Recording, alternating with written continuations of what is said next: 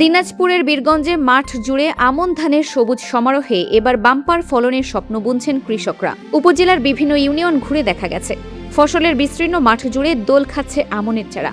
কোথাও চলছে নিবিড় আগাছা পরিষ্কার, আবার কোথাও জমিতে সার ও পানি ব্যবস্থাপনায় ব্যস্ত সময় পার করছেন চাষিরা।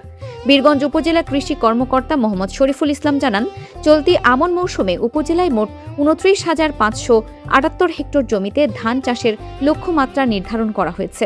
আমি মোহাম্মদ শরীফুল ইসলাম, উপজেলা কৃষি অফিসার, বীরগঞ্জ, দিনাজপুর।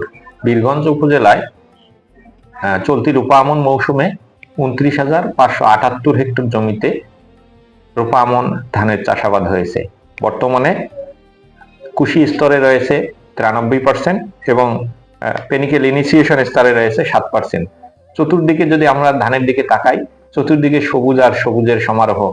বর্তমানে যে আবহাওয়া অনুকূলে আছে এবং রোগ এবং বালাই অনেক পর্যায়ে উপসহকারী কৃষি কর্মকর্তাগণ কৃষকদেরকে নিয়মিত কারিগরি পরামর্শ প্রদান করতেছেন কিভাবে রোগ এবং বালাই দমন করা যায়, উঠান বৈঠক, লিফলেট বিতরণ।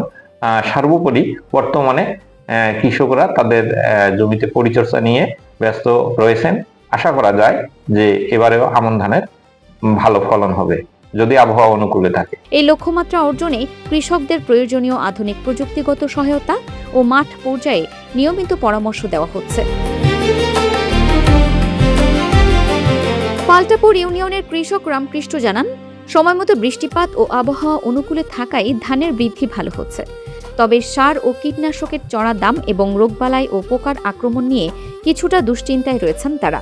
কৃষি বিভাগের সার্বিক তদারকি বজায় থাকলে এবার বীরগঞ্জে আমনের লক্ষ্যমাত্রা ছাড়িয়ে যাওয়ার আশাবাদ ব্যক্ত করেছেন কৃষক ও সংশ্লিষ্টরা।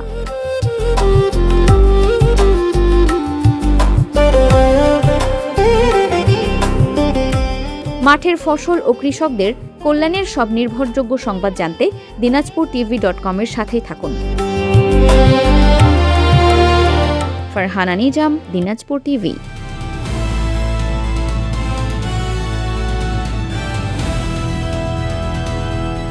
দিনাজপুর টিভি মানুষের জীবনের কথা বলে।